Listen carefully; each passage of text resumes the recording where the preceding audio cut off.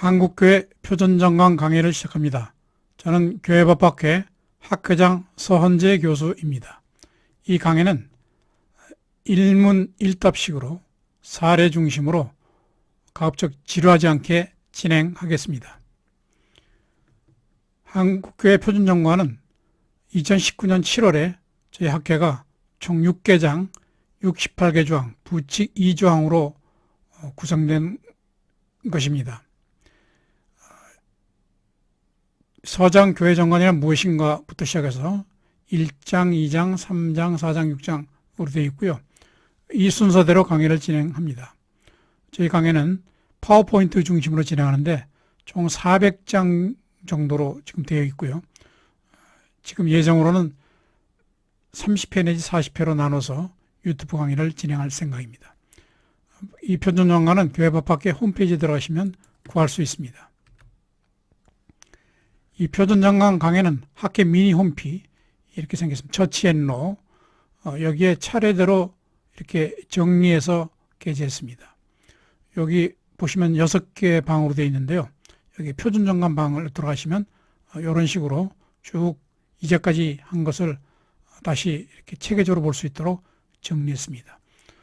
요 처치앤로는 플레이스토어에 들어가서 처치앤로를 치시면 스마트폰 앱을 설치하고요.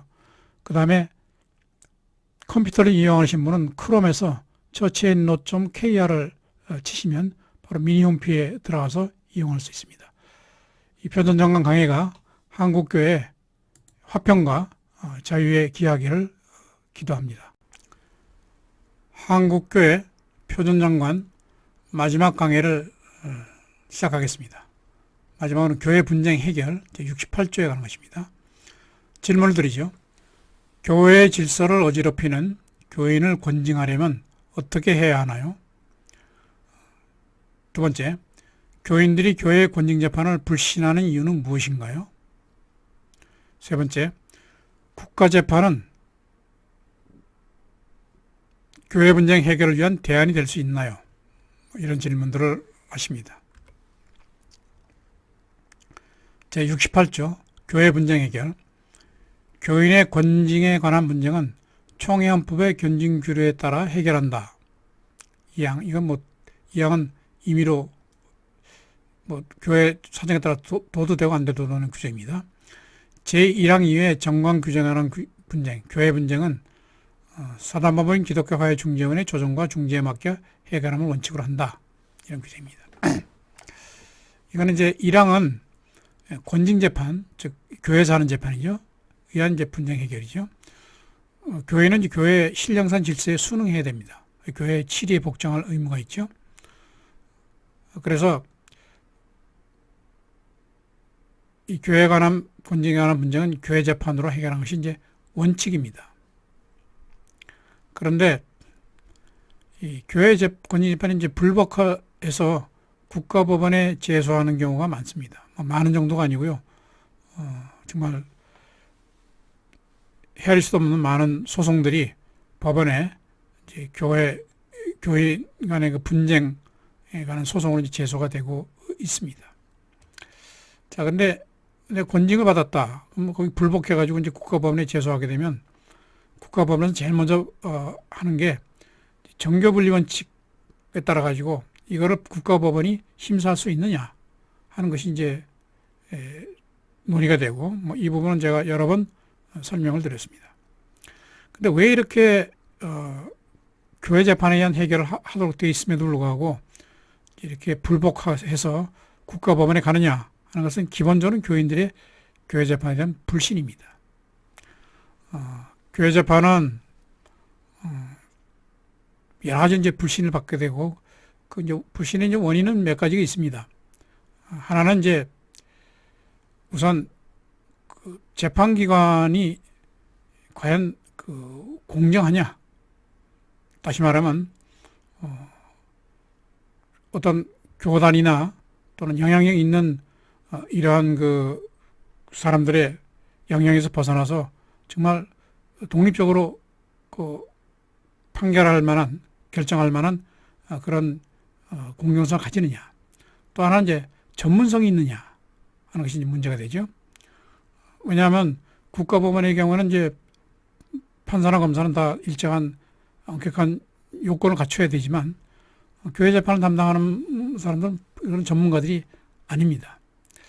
또 하나 교회 재판을 이제 불신하는 그 불신하는 근거는 교회 재판은 법원의 판결은 한 번 확정되면 동일한 사건을 가지고 다툴 수가 없습니다. 일사부재의 원칙. 그런데 교회 재판은 뭐 권익 재판이 결정 나더라도 뭐 재심, 뭐 특별 재심, 뭐 이런 식으로 해서 한 번에 8번까지 소송하는 경우도 있어요. 그러니까 재판이 내려져도 권위가 없습니다. 그 다음에 이제 교회 재판이 불신하는 나머지 그거는 하나 이제 교회 재판은 공개가 안 돼요. 국가 재판의 경우는 특히 대법원 판결 내려지면 그것이 공간이 돼가지고 누구나가 볼 수 있죠. 그래서 이 판결은 과연 제대로 했느냐, 문제가 있느냐 하는 비판을 이제 받게 되고 이름으로써 이제 재판이 보다 공정하게 이루어지는데 교회 재판은 외부에 공개가 안 되니까 지금 깜깜이 재판, 원님 재판이 되어버립니다. 그래서 많은 교인들은 교회 재판을 이제 불신해야 돼요. 그래서 이 교회 재판이 내려져도 거기에 이제 불복해서 국가법원에 이제 소송으로 제기되는 뭐 이런 안타까운 현실입니다. 그래서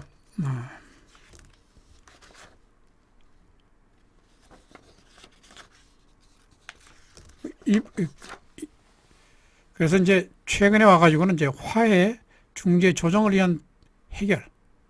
그 재판이라고 하는 것도 이제 아주 많은 비용과 결국 한쪽이 지기 때문에 이것은 이제 조정해서 하는 대안적 분쟁 해결로서 조정, 중재, 화해가 이제 많이 권장이 된다. 이거는 뭐 교회 재판뿐만 아니고 국가 재판도 마찬가지입니다. 자, 그러면 이제 교회 재판의 경우는 이제 권징 재판과 행정 재판으로 나눠지죠. 이거는 뭐 상식적으로 알아두시면 됩니다.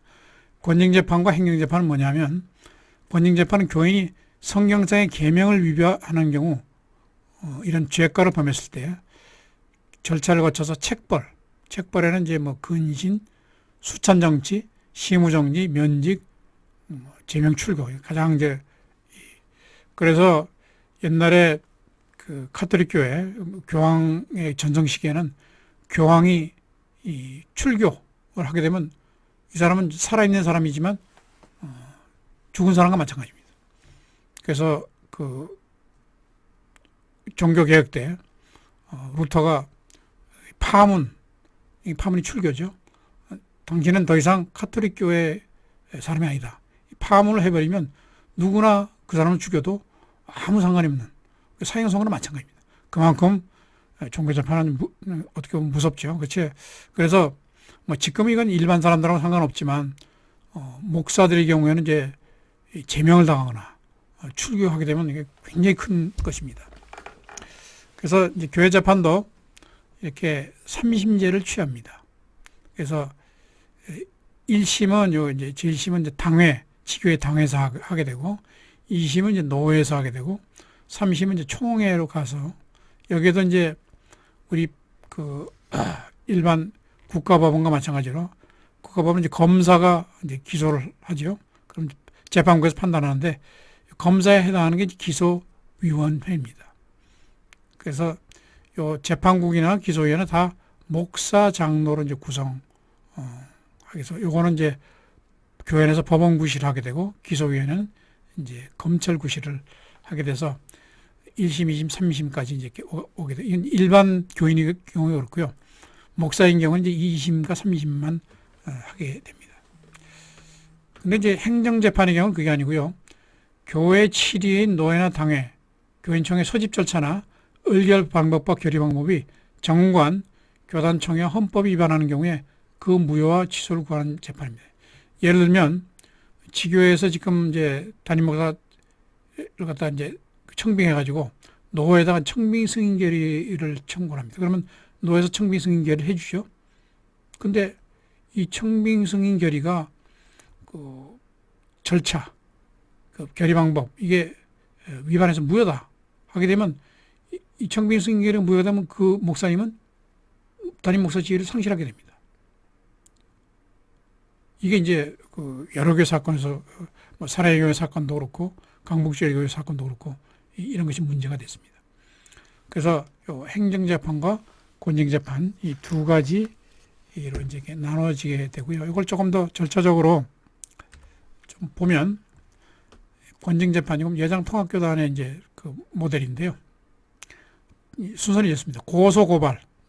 재가로는 피해자가 고소고발을 합니다.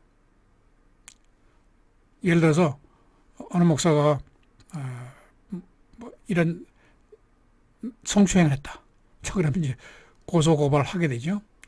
여기 이제 죄가는 성경상의 계명 위반입니다. 뭐 제7계명 위반이 되겠죠. 그 외에도 뭐 이제 예배방해 이단행위 이런 것들이 이제 죄가입니다. 이런 죄가가 있다고 이렇게 피해자가 고소고발하게 되면 이제 기소위원회는 아까 얘기한 대로 당회, 노회, 총회 3심 제도니까 기소위원회에서 기소할 것인지 또는 불기소할 것인지를 결정을 합니다. 당회 기소위원은 이제 이렇게 정해져 있고 노회 기소위원은 이제 4명이죠. 총회 기소위원은 6명 이렇게 되어 있습니다. 그 다음에 재판국은 이렇게 5인, 그 다음에 노회 재판국은 이제 9인, 총회 재판국은 이제 15인 이렇게 되어 있습니다. 그래서 이제 기소를 하게 되면 뭐 불기소하게 되면 이제 여기에 대해서 항고 재항고를 할 수 있고요. 일단 기소를 하게 되면 이제 재판에 들어가서 재판 절차 재판국 구성이 되고 노회 총회 이제 이렇게 3심을 거칩니다. 그래서 이 재판에 대해서 불복한다 하게 되면 이제 항소, 그다음에 이제 당회 재판국에 불복하면 이제 항소에 대해서 노회 재판국을 가고요. 노회 재판국에 2심에도 불복한다 하게 되면 이제 총회 재판국으로 이제 상고를 하게 됩니다. 이걸로 이제 끝나죠. 그런데 이제 재심 제도가 아까 좀 말씀드렸다시피 재심 제도가 있습니다. 또 재심 위에도 총회 특별 재심이라는 게 있어요. 그래서 원래 재심은 국가법원에서 재심은 굉장히 엄격합니다. 그래서 거의 재심이 이제 불가능한데요. 이 교회 재판에서는 재심, 총회, 특별 재심 이게 마음대로 이루어져요. 그래가지고 이 재판을 번복하는. 그래서 이것이 이제 교회 재판의 불신에 초래하는 큰 원인이라고 했습니다. 그 다음에 이제 이렇게 해서 재판이 확정돼가지고 예를 들어서 뭐 여기 이제 책벌을 하게 되죠. 책벌은 이제 견책부터 시작해서 심의임, 예를 들어서 심의임 뭐 2개월 또는 정직 3년 이렇게 되면 이제 시벌이 됩니다.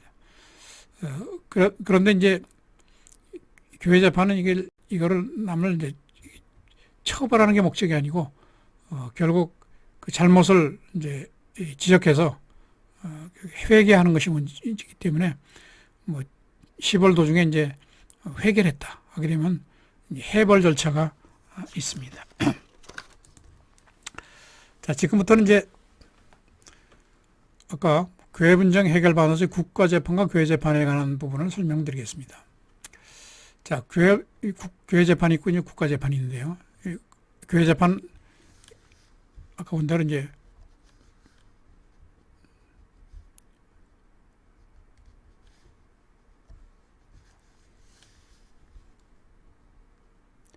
권징, 책벌과 행정재판, 또 선거재판이 있고요.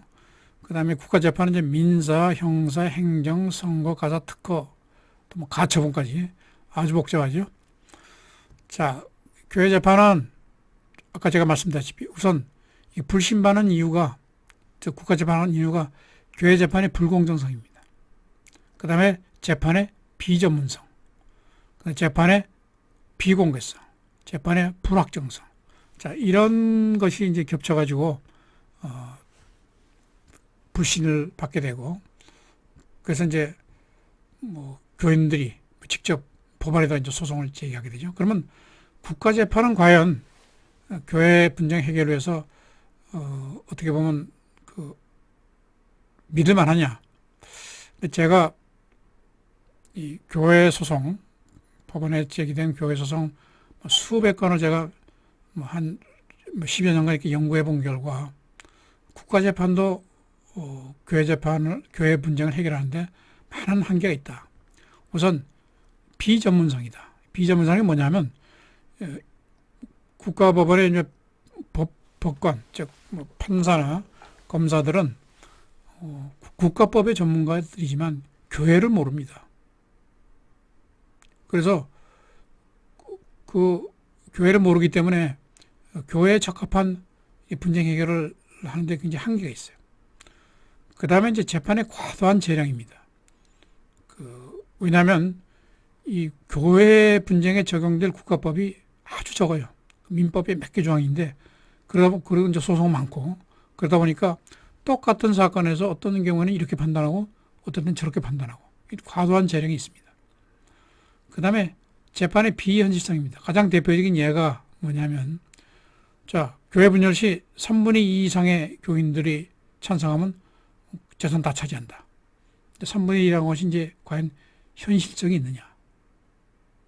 왜냐하면 3분의 2라고 하는 건 10,000명 있으면 거의 7,000명이 이제 동의해 줘야 되는데 이러려면 그 교인 수가 몇 명인지 이런 거 일일이 다 입증해 줘도 거의 불가능합니다. 그 다음에 문제는 재판의 고비용성이죠. 뭐 재판의 경우는 이제 특히 이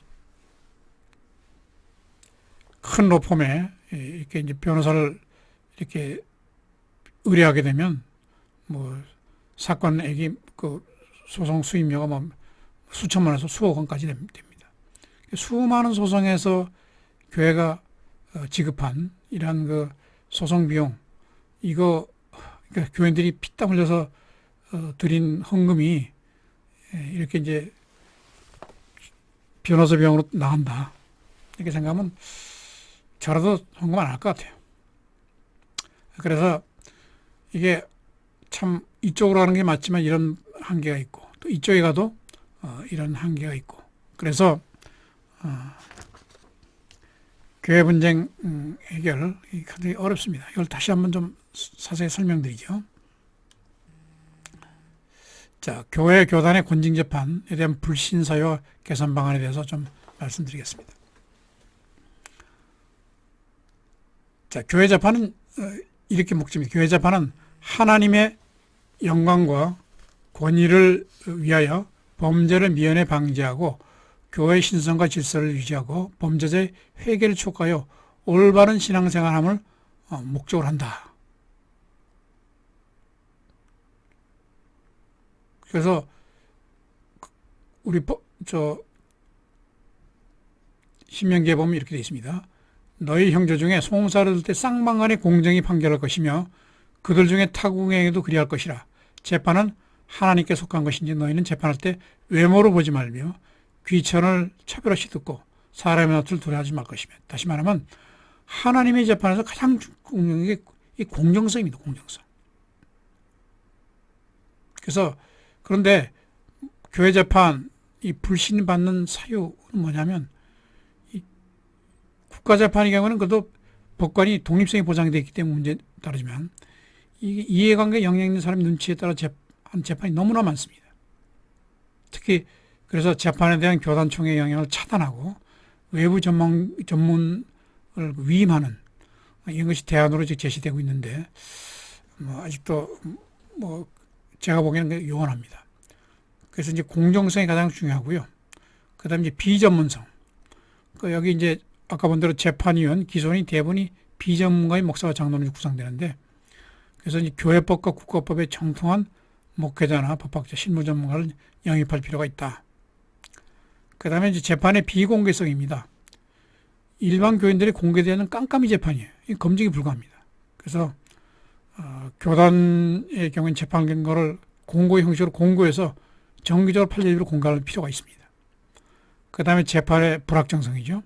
재판 확정후에 재심, 뭐 통해 특별 재심, 특히 총회 특별 재심이라는 건 뭐냐면 총회 기간, 총회라는 게 대개 이제 각 교단별로 다르지만 9월에 정기 총회가 열리죠. 그러면 거기 뭐 총대들이 수백 명 이렇게 모여서 이렇게 짧은 기간 하는데 거기에서 뭐 재심을 한다? 이거는 재판이 아닙니다. 그래서 거기서 결국 누가 하냐면 총회장 뭐 이런 사람들 이제 영향이 있죠. 그래서 재판 확정 후에도 거기서 뒤집어 버립니다. 그래서 8번까지 번복되는 이런 그래서 재심사를 엄격히 제한해서 하고 특별히 통해 특별재심제도는 폐지해야 한다 하는 것이 이제 많은 전문가들의 의견입니다.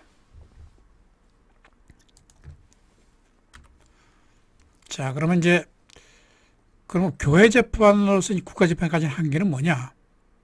다시 말씀드리죠. 국가 재판은 국가 권력에 의해서 집행력이 담보된다는 점에서 교회 분쟁 당사자도 선호하죠. 근데 어떤 한계가 있느냐?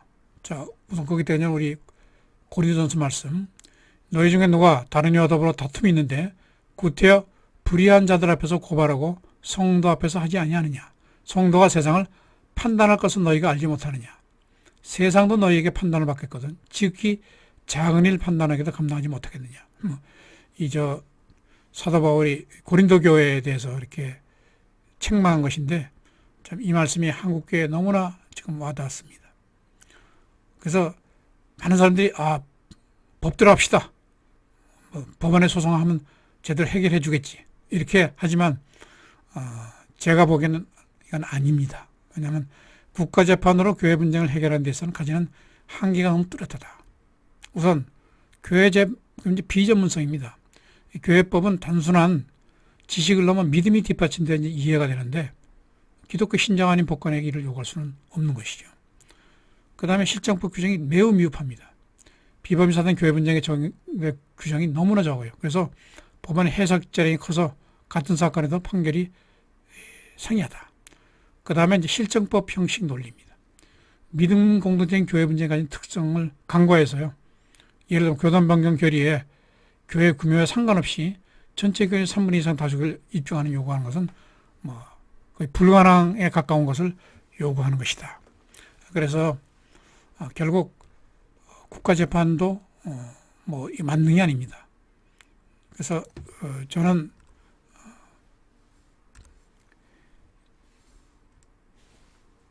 그래서 이제 마지막으로 교회 분쟁 해결 방안으로서 이제 중재 조정 화해.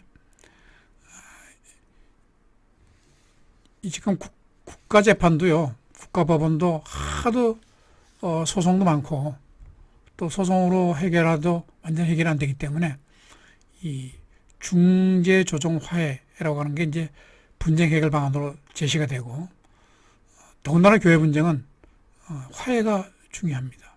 왜냐하면 지금 주님께서 이렇게 말씀하셨죠. 형제에게 원망 들을 만한 이 생각하거든 예물을 앞에 두고 가서 형제와 화해하고 그 예물을 드리라. 그렇기 때문에 화해라고 하는 것은 주님이 제시한 분쟁 해결 방식입니다. 그런데 이제 법적으로는 이 중재가 있고 조정이 있고 화해가 있습니다. 중재는 여기 이제 차이를 좀 설명드리면요. 이거는 이제 판결하고 비슷합니다. 제3자를 이제 중재인으로 세워가지고 여기서 한번 판결 내리면, 결정 내리면 종식되는 그 대법원 확정 판결과 동일한 효력이 있습니다. 그러니까 법원은 3심제지만 중재는 단심제입니다. 그 다음에 조정은 중립적 전문 조정인이 협상과 합의를 도와주는 절차입니다. 그래서 기독교 분쟁의 경우는 기독교 화해중재원이 지금 10년 전부터 15년 전부터 지금 활동을 하고 있죠. 화해는 이제 당사자 간에 서로 양보해 분쟁을 종식하는 것으로 재판장 화해, 재판상 화해가 있습니다. 그 중재를 전문으로 해주는 게 이제 상사중재원, 언론중재위원회, 의료분쟁, 그 다음에 기독교 화해중재원이 있고요. 그 다음에 조정하는 경우는 이제 노동쟁의 조정, 공정거래 조정, 이런 것들이 쭉 있습니다. 그래서 기독교 화해중재원은 이제 중재와 조정, 화해를 다 같이 하는, 이건 결국 당사자 간에 이제 합의를 바탕으로 합니다. 근데 저도 기독교 화해중재원에 이제 이사고 그 조정인으로 여러 사건을 조정하고 이렇게 중재에 참여해봤지만 참 중재가 또는 조정이 잘 안 되는 게 기독교 화해중재원입니다. 왜냐하면 상사 같은 경우 또는 공정거래 조정 같은 경우에는 주로 이제 그 금액이 문제가 됩니다. 가령 원고 측은 1억 원을 청구했는데 피고 측은 5천만 원 못 주겠다. 그럼 중간에 한 7,500만 원 정도로 이렇게 조정을 하면 되는데 기독교 화해중재원에 오는 그 소송들은 되게 어떤 경우냐면 내가 이 교회 담임 목사냐 아니냐. 교인들은 아니라고 주장하고 담임 목사는 자기가 담임 목사로 주장합니다. 그러니까 이게 결국 조정으로 해결해야 될 문제가 참 부적합하기 때문에 조정이 잘 안 되고, 그러니까 그러다 보니까 이제 기독교 화중전이 애초에 기대에 못 미치게 지금은 그 중재 사건도 거의 없고 뭐 조정도 잘 안 들어옵니다. 그러니까 법원에서 이제 소송으로 제기된 사건을 판결 내리기 전에 이제 화해중전을 보내가지고 조정을 시도하는데 뭐 그런 조정도 잘 안 되고 있습니다. 어차피 이 분쟁은 제가 늘 말씀드리지만 일단 분쟁이 생기게 되면 참 신앙도 손해보고 그 다음에 경제적으로도 손해보고 그래서 분쟁이 생기지 않도록 하는 게 중요하고요. 일단 분쟁이 생겨도 이렇게 법원에 소송으로 가기 전에 교회 재판으로 해야 되고, 교회 재판도 에서도 좀 마땅한 해결을 못 거친다 하게 되면 기독교 화중전이 있는데 오셔가지고 서로 이제 상호 이렇게 화해해서 또는 제3자인 전문가들이 하는 조정안을 통해서 이렇게 해결하도록 이게 가장 신앙적인 해결 방법이 아닌가 이렇게 했습니다. 그래서 뭐 거기에 관련된 저희가 요 정관에다가 이런 규정을 뒀습니다. 그래서 1항은 다시 한 번 말씀드리면 이거는 그 교회 분쟁으로 원칙을 해결한다. 그 다음에 이게 정 안 되면 법원으로 가기 전에 화해중재원의 조정과 중재를 맡겨서 해결한다. 그리고 그 이전에 정관을 잘 마련해 가지고 분쟁 자체가 생기지 않도록 이렇게 하는 게 참 교회의 덕을 세우는데 큰 역할을 하게 됩니다. 오늘 강의는 여기까지 마치겠습니다. 저는 현재 중앙대학교 명예교수이고 중앙대학교 대학교의 목사로 심우하고 있습니다. 한국교회법학회 학회장을 맡아 있고요. 개신대학원대학에서 장로교 헌법과 정치를 강의하고 있습니다. 장시간 함께 해주셔서 감사드리고 다음에도 참여 부탁드립니다. 감사합니다.